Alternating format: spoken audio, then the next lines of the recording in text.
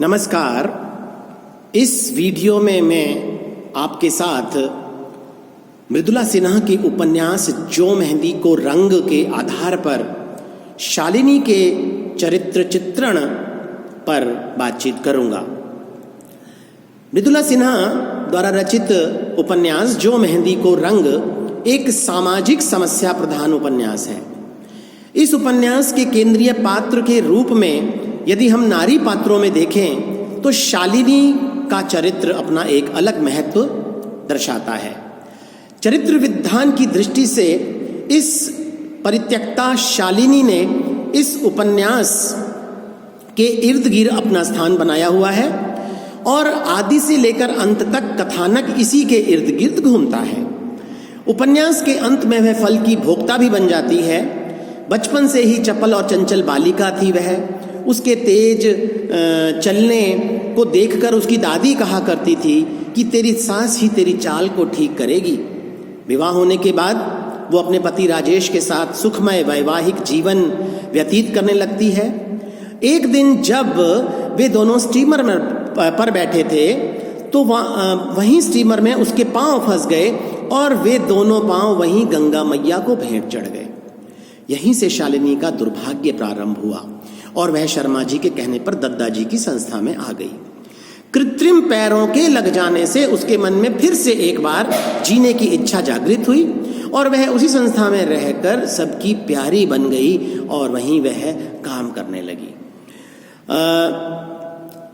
बचपन में उसकी तेज गति, भाग दौड़, ये सब शालिनी अपने अतीत का परिचय यूनुस को सुनाते हुए कहती है कि मेरी चाल इतनी तेज थी कि हमेशा पैर आगे ही आगे भागते, रुकना थमना उसे नहीं आया।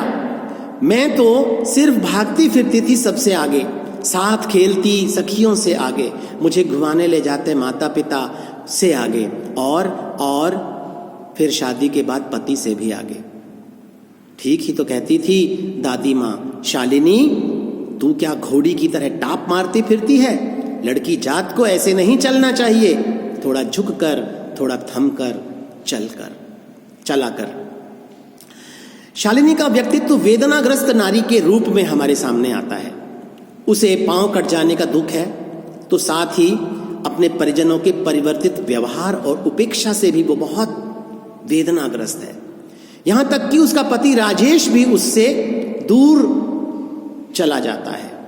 लेखिका के शब्दों में, शालिनी ने अंधेरे में ही पति को पकड़ने के लिए हाथ बढ़ाए, कुछ न मिला तो खाली बंधी मुट्ठी वापस आ गई।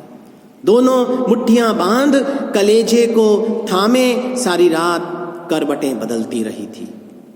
1 वर्ष तक संस्था में पांव बनवाने के लिए पड़ी रही, पर चाचा जी के अलावा अन्य कोई उससे मिलने के लिए नहीं आया।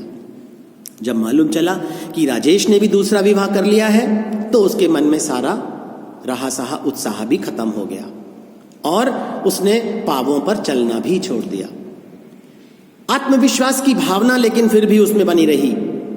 अपने जीवन को संस्था हेतु समर्पित कर देने का उसने निश्चय कर लिया और यही उसके आत्मविश्वास के लौटने का कारण बना।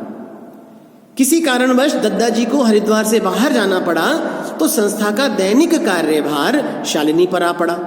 इसी दौरान जितनी भी समस्याएं सामने आईं उन सब का समाधान शालिनी ने बड़े आत्मविश्वास के साथ निकाल लिया। बिहार से आए एक 19-20 साल के नौजवान महेश ने जब अन्य लोगों को कच्चे खाने के बहाने भड़काने की कोशिश की तब शालिनी ने वहां जाकर उस स्थिति को बड़ी कुशलता पूर्वक संभाल लिया। वो जेल से भागा हुआ कैदी था। शालिनी ने रसोई बनाने को जिस ढंग से व्यवस्थित किया था उसे देखकर सभी दंग रह गए। अपने आत्मविश्वास के बल पर ही वो रूठे हुए मास्टर जी को मनाकर वापस ले आई थी और दद्दा जी ने जब उसके कार्यों के बारे में सुना तो उन्हें बहुत खुशी हुई। एक संवेदनशील नारी के रूप में शालिनी हमारे सामने इस उपन्यास में आई है। अन्य अपंगों की दशा के प्रति सहानुभूति उसके मन में कूट कूट कर भरी हुई थी और वो स्वाभाविक भी थी। वो यूनुस मियाँ, बिहार के नौजवान महेश और संस्था में आने वाले सभी रोगियों की दशा के प्रति चिंतित रहती थी केरल से आए दंपत्ति के प्रति भी उसके मन में अपार संवेदना थी और यूनुस मियाँ के बेटे की दशा देखकर उसे बहुत दुख हुआ था। मास्टर जी की पीड़ा का भी वो अनुभव करती थी और उनके प्रति भी संवेदनशील रहती थी। एक शिक्षित और तर्कशील नारी के रूप में वो हमारे सामने आती है। MA B.Ed पढ़ी हुई थी। उसके तर्कों में उसकी योग्यता की झलक हमें साफ दिखाई पड़ती है। दद्दा जी की बात को भी अपने तर्कों के आधार पर वो काट देती थी और दद्दा जी उसके तर्कों को सुनकर अवाक रह जाते थे। शालिनी निर्णय के प्रति दृढ़ नारी के रूप में हमारे सामने आती है। जब उसका पैर कट जाता है तो उसके मन में निराशा उपजती है, लेकिन वह कृत्रिम पैरों पर खड़ी हो जाती है और दद्दाजी ने उसके भविष्य को देखते हुए उसे पटना भेजने की बात सोची। उनकी सोच में शर्मा जी ने भी अपनी सहमति व्यक्त की, क्योंकि वे दोनों ही चाहते थे कि शालिनी वहां जाकर अपने तरीके से अपना जीवन यापन करे।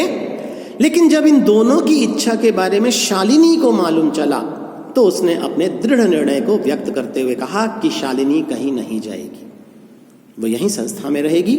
और उसके निर्णय के आगे दद्दाजी और शर्मा जी दोनों की एक भी ना चली, क्योंकि उसका मानना था कि एक के लिए जीने की अपेक्षा अनेक के लिए जीने का प्रयत्न करना ही उचित है। शालिनी जितनी योग्यताधारी थी उतना ही उसका विशाल हृदय भी था। सभी अपने लिए जीते हैं। वो इस दुनिया में कुछ ऐसे व्यक्तियों को भी मानती थी जो दूसरों के लिए जीते हैं, और दूसरों के लिए जीना ही वास्तव में जीना है। परहित चिंतन से पूरित था उसका व्यक्तित्व। ये हम उपन्यास में जगह जगह पर देखते हैं। संस्था में रहने वाले रोगियों और कर्मचारियों के हित की उसे बराबर चिंता रहा करती थी। उनके सुख दुख में उनके कंधे से कंधा मिलाकर वो उनके साथ चलती थी। और एक बात और कि भारतीय नारी का प्रतिरूप थी शालिनी। ये विशेषता एक बड़ी महत्वपूर्ण विशेषता उसके चरित्र में हमें दिखाई पड़ती है। भारतीय संस्कारों में पली बड़ी थी वो, और रिश्तों और नातों के सम्मान के साथ स्वीकारती भी है उन्हें, और उनको निभाने में भी कोई कसर नहीं छोड़ती। गंगा मैया को अपने पैरों को भेंट करने के बाद भी वो त्याग, तपस्या और भारतीय नारी के गुणों से दूर नहीं होती। उसके मन में संस्था में रहने वाले मरीजों के प्रति सद्भावना, सहयोग, अपनत्व, उदारता आदि भाव खुले मन से बिखरे रहते हैं। दूसरों को सुखी देखकर सुखी होती है। भारतीयता और भारतीय संस्कृति के प्रति अनुराग देखकर विदेशी महिला भी ये मान लेती है कि वो भारतीय नारी की सजग प्रतिमूर्ति शालिनी है। इस प्रकार शालिनी के अंदर भारतीय नारी के समस्त गुण हम देख पाते हैं। इसलिए हम कह सकते हैं कि जो मेहंदी को रंग उपन्यास में मृदुला सिन्हा ने शालिनी के चरित्र को एक बहुत संस्कारवान चरित्र के रूप में हमारे सामने रखा है, और इसीलिए उपन्यास की नायिका शालिनी ही है। विशिष्ट गुणों से पूरित उसके चरित्र में बहुत सारी विशेषताएं हैं। वह वाक्पटु है, अनुशासित है, स्मृतिजीवी है, अपंग, भावुक और अपूर्व सौंदर्य से पूरित है। उसके व्यक्तित्व में समाये गुण उसको उपन्यास का एक विशिष्ट चरित्र बना देते हैं। धन्यवाद।